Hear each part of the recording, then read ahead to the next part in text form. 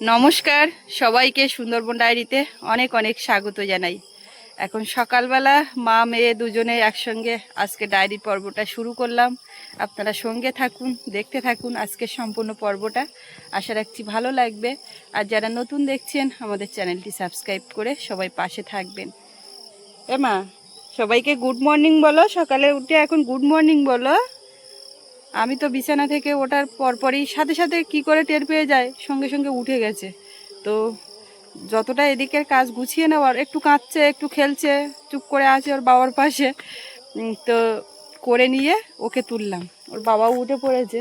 আজকে আলু সেদ্ধ ভাত আর ডাল বসিয়েছি। এখন বাগানের দিকে যাচ্ছি, ওকে সাথে নিয়েই একটু বেগুন গাছে পাই নাকি দেখি, বেগুন তুলেও ভাতে দেবো। আজকে তো সৌরভের স্কুল, তো হেঁটে যেতে হবে। গতকাল বৃষ্টি হয়েছে, রাস্তাঘাট পুরো কাদা হয়ে আছে, গাড়িতে যেতে পারবে না। আর হেঁটে যেতে হবে বলে একটু তাড়াতাড়ি আগের থেকেও বেরোতে লাগবে। যে টাইমটা হাঁটতে আর কি সময় যায়, সেই আগে তো বেরোতেই হবে। মা শোনা মা, সকালবেলা উঠেই তো মুখ ঘুম করে আছে। সৌরভ এখন চান টান করে রেডি হবে, আর এদিকে আমি ওর খাবারটা রেডি করে দেব। আর একসঙ্গে একেবারে সকালবেলা সবার খাবার হচ্ছে, যেহেতু সোমবার। কালকেরকার মানে বেঁচে যাওয়া ভাত তরকারি কেউ কিছু খাবে না, আর নেইও কিছু, থাকলেও কেউ খেত না। আর সৌরভের মাথায় খানিকটা তেল দিয়েছি। মাথায় তো তেল দিতে চায় না, আমার গরম লাগবে অল্প করে দাও, তো একটু বেশি পরিমাণে পড়েছে, ওই নিয়ে একটু মানে করছিল, আমার গরম লাগে গরম লাগবে। আমি বলছি জলে নামও ধুয়ে যাবে। তো এখন চান করছে, আর আমরা এখন দুজনে মিলে বেগুন তুলে নিয়ে যাব। আর কালকে বৃষ্টি হয়েছে, একটু ঝড় হয়েছে, কিন্তু আজকে সকালে মানে বেলা বাড়ার সাথে সাথে রোদ গরম এরকম একটা ব্যাপার। উঠে এখন চারিদিকে দেখছে, ছাগল বাঁধতে এসছে মাঠে, ছাগল দেখছে, দাদা জলে নামছে সেটার দিকেও নজর, সকল দিকে সব কিছু দেখছে।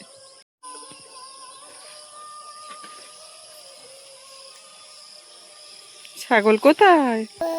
হ্যাঁ, এই গাছে বেগুন হয়েছে, ও পাশে কতটা কি হয়েছে এখন আর যাচ্ছি না, এইখান থেকে নেব। দেখেছো মা কত সুন্দর বেগুন হয়েছে, তপ তপ করে তুলে নি। তুমি তুলতে পারবে? বেগুন তুলে তুলে তুলে, ওই তো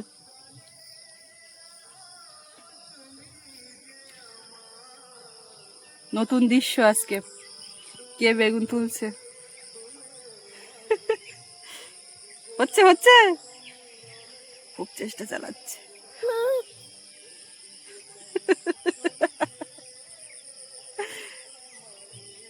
বেগুন কে তুলছে দেখো বা, তোলো তোলো তোলো। বেশ ভালো লাগছে, কিন্তু সেদ্ধ চালের ভাত চাপিয়েছি, ওই জন্য চাপ নেই, তুলে নিয়ে দেবো। বেগুনটা তো একটু শেষের দিকে দিতে লাগবে। কি পারলে না? আচ্ছা আমি তুলে দিচ্ছি। বেগুন তুলে নিয়েছি। আমার আর কটা নেবে তুমি? দুটো নিয়েছো? ওর হাতে দুটো, আমি এই চারটে, এই ছটা বেগুন ভাতের মধ্যে দিই। আরও দুই একটা তোলা যাবে, তো একটু বেগুনগুলো পোকা দেখে নিইনি, ভালো দেখে দেখে নিয়েছি। যাই। কেমন লাগলো সকালবেলা বেগুন তুলতে মা? কে বেগুন তুলেছে দেখো যে মা? না না, ভাত সবে ফুটে উঠতে। বেগুন গাছে টানাটানি করে খুব চেষ্টা করলো, যখন পারিনি তখন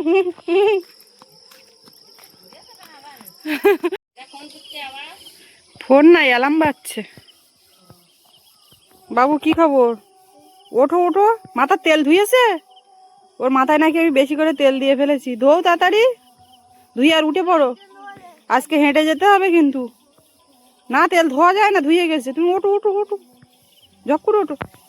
এদিকে ভাত ফুটছে, ডালও সেদ্ধ হচ্ছে, জোর কমিয়ে দেওয়া। সেদ্ধ ডালই থাকবে, একটু লবণ আর লঙ্কা, কাঁচা লঙ্কা দেবো এর মধ্যে। কাঁচা লঙ্কাও তুলতে হতো কটা। একদম এরকম ফুটান্ত জল, মা চাইছে, কি করবে কি জানি। হাত সরাও, ড্রাম পেতে বসে আছে, এর মধ্যে দিতে হবে। ড্রামটা পরিষ্কার হচ্ছে। আর কি বাকি রেডি হতে?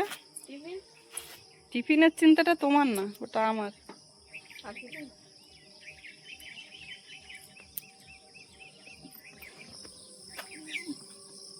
এ মা, এই যে আগের বারে ওর বড় মা এসেছিল, ও কাছে ধারে কাছে যাচ্ছিল না, এখন ওর বড় মার দায়িত্ব এখানটায় আছে। মুখে কি লেগে আছে? ও ঠাম্মার দিকে নজর। বলে ঠাম্মাটা কি কাজ করছে। বিস্কিট খেয়েছো না মেখেছো? তোমার দিচ্ছিল না বিস্কিট? হ্যাঁ,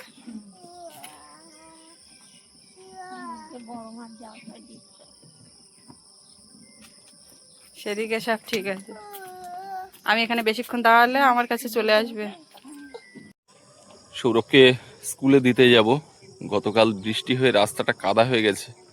স্কুটিটা কালকে রাস্তার উপরে ছিল আর রাত্রে নামাইনি, মানে কাদার কারণেই নামানো হয়নি। এখন ভাবছি গাড়িটা চালিয়ে যেতে পারবো না হেঁটে যাব। রাস্তা জুতো পায়ে হাঁটা হয়তো যাবে, কিন্তু গাড়িটা যে কতদূর যাবে বুঝতে পারছি না। আবার হেঁটে গেলে একটু দেরিও হবে। কি করব বাবু? মাটি ভিজে ভিজে।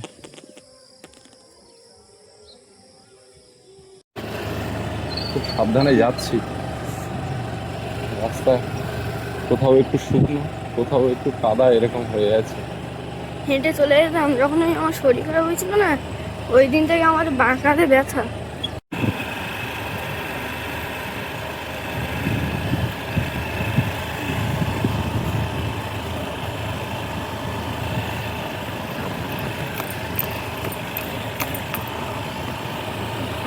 এই সাইডেও হালকা হালকা শুকনো, ওই সাইডে একটু কম শুকনো ছিল। এদিকে এসে আস্তে আস্তে পরে ইটের রাস্তা যাচ্ছে।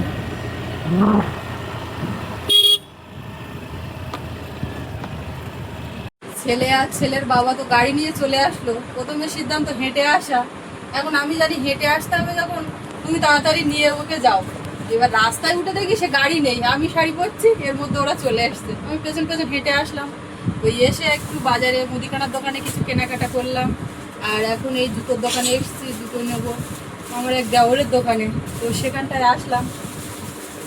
পরপর অনেক কিছু বাজারে আসবো আসবো করে আসা হয় না, তো একের পর এক একটু কেনাকাটা এদিক ওদিক করে করবো। কিছু তো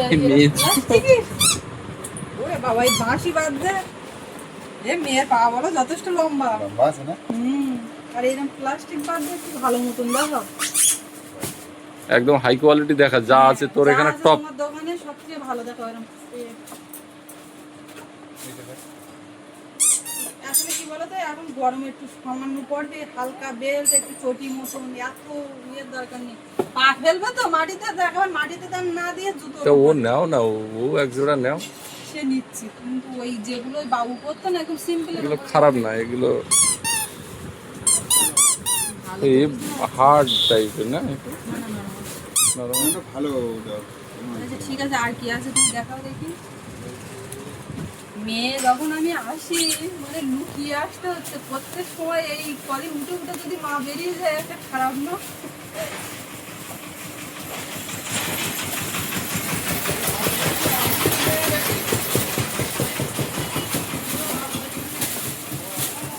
এগুলো বড্ড ছোট ছোট নাকি পাগুলো এরকম একটু যথেষ্ট বড় হয়েছে। আর এই জুতোর পিঙ্ক কালার এটাই নেবো। একটু সোনার দোকানে আসলাম, এখানেও একটু দরকার, সেটাও মিটিয়ে যাবো। কি নিচ্ছি কি ব্যাপার সেটাও জানতে পারবেন।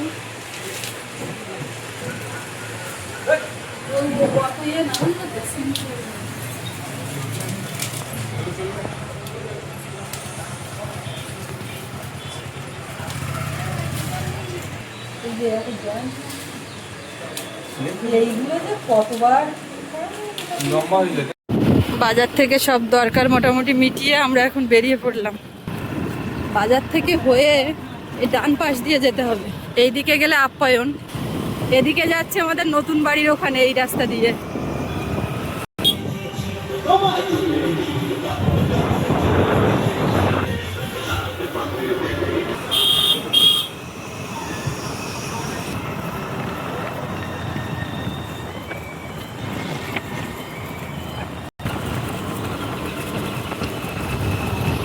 এখানে রাস্তার দুপাশ ধরেই বাড়ি। আপ্যায়নের ওখানে যেমন এক পাশে নদী আর এক পাশে বাড়িঘর। ওই যে আমাদের আপ্যায়ন দেখা যাচ্ছে, দেখাতে পারলাম না, চলে আসলো গাড়ি সোজা, এই সোজাসুজি একদম ওই যে, হ্যাঁ এই বাড়ির সোজার দাগ।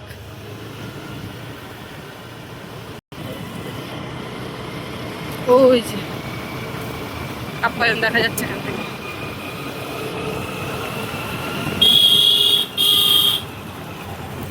এখন যেখানে যা পুকুর কাটা যা করা, এই যে মাঝ রাস্তা দিয়ে আসি না কলের পাশ দিয়ে, এখান থেকে উঠি। কিন্তু এখন বাড়ি যাওয়ার সময় ওই পথ দিয়ে গেলে কাদা, রাস্তায় যাওয়াই যাবে না। এখানে খুব ফাঁকা ফাঁকা সেই ব্যাপারটা নেই, দুপাশেই বাড়ি ঘর, শুধু আমাদের ঘরের চারপাশে এখনো ওই আছে ফাঁকা চাষের জমি।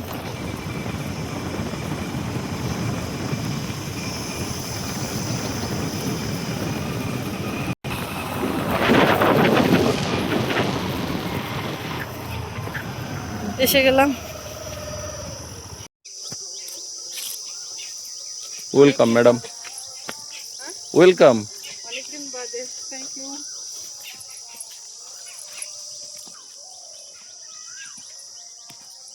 এতদিন কিন্তু প্রচুর একটা কাজ হয়েছে জানো, মানে একদম নিচ থেকে, কিন্তু চোখে দেখা যাচ্ছে না কিচ্ছু।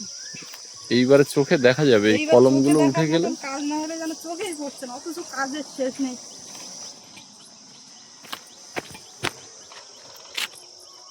ঘরে ঢুকছি।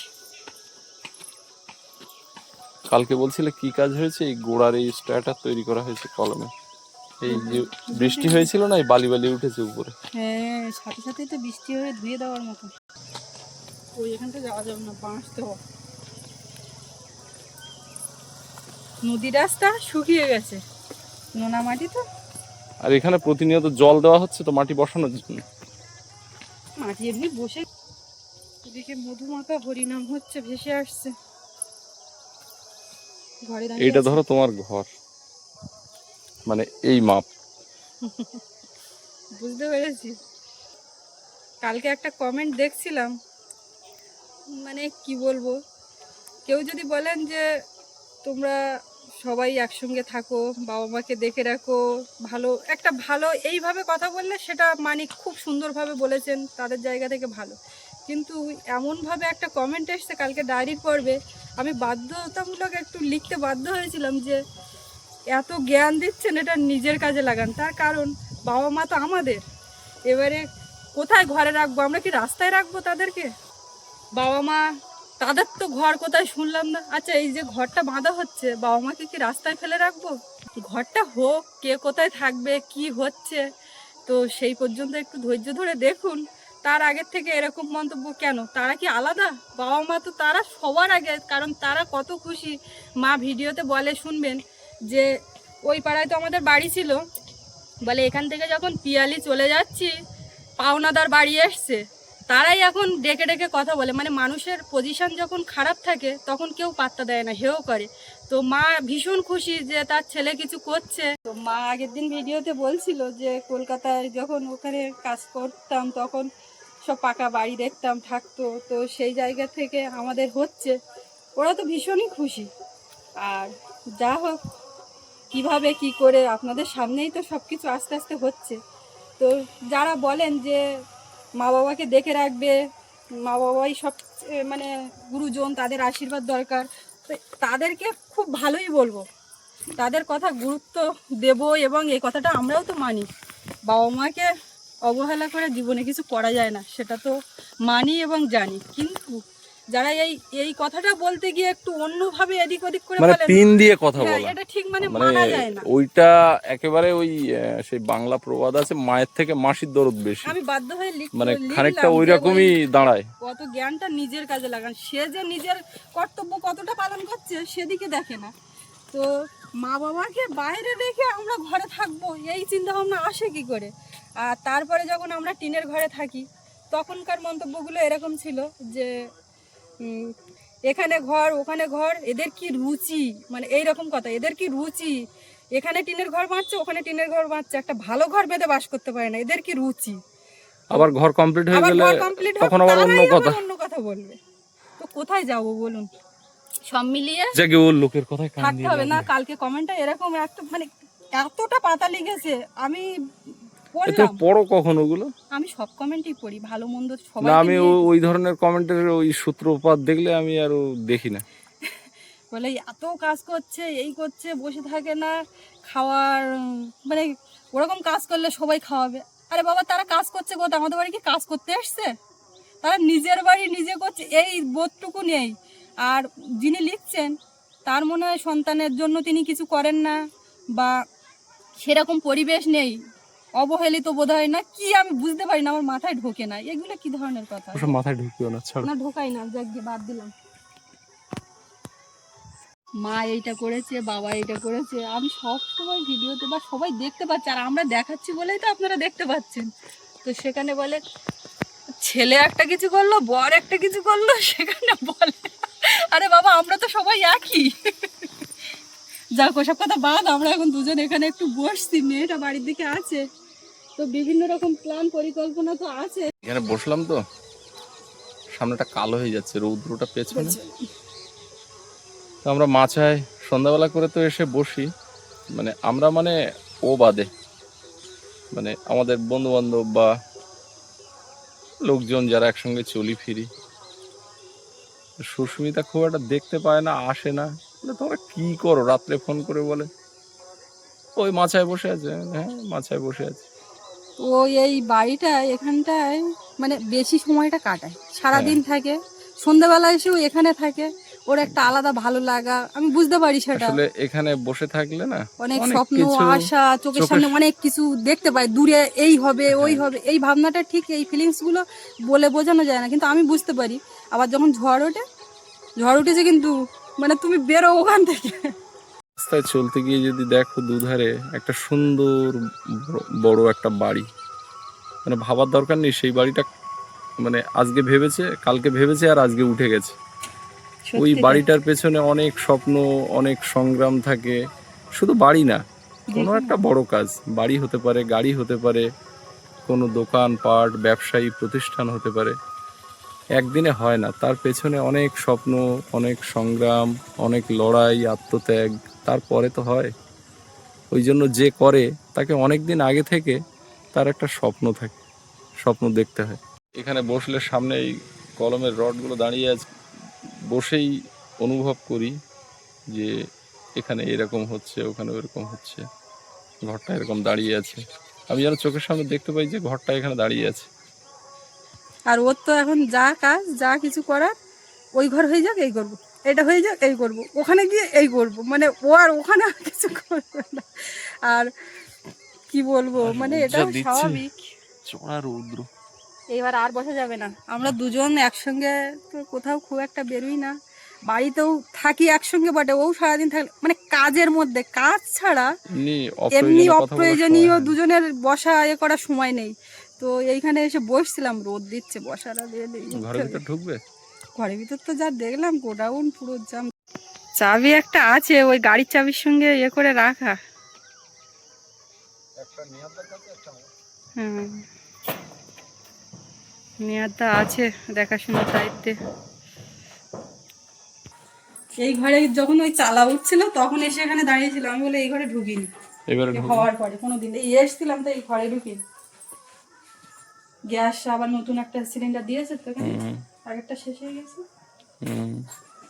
এখানে রান্না বান্না করে জিনিসপত্র ইয়ে, আমাদের এখানে আসার একটা প্ল্যান আছে, না আসলে বর্ষাকালে তো একটু সমস্যা হবে। তো এই যা জিনিসপত্র এগুলো কবে সরবে আর কবে কি হবে তো কি জানি। হবে হবে সব হবে। মাঝখানে কাজটা একটু থিতিয়ে গেল না, ওইখানেই অনেকটা হয়ে যেত। কি ব্যাপার, হুট করে চলে গেলে, কি করছো? আরে ওই স্টার্টারগুলো একটু জল দিয়ে যাব। ভীষণ খুঁতখুঁতে, অনেকবার দিয়েছে তো ওর দেওয়া লাগবে, রোদ ছেড়েছে।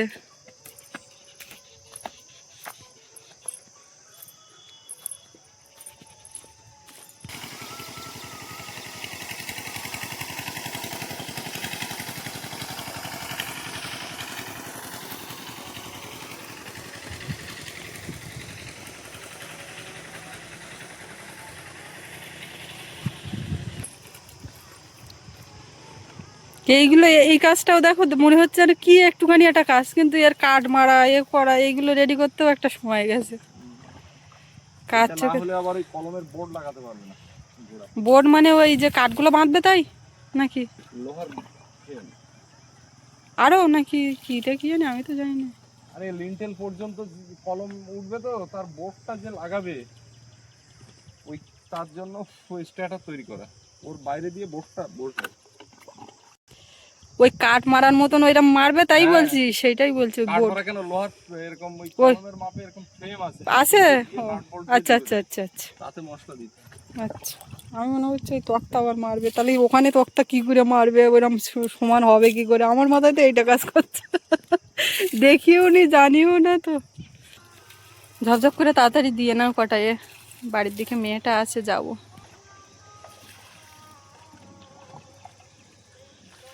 এবার আস্তে আস্তে খিদে পাচ্ছে, ওরও ভাত আমি বেড়ে রেখেছিলাম, এবারে গাড়ি নিয়ে আসবে না বলে আর বলে আমি বাড়ি এসে খাবো। হ্যাঁ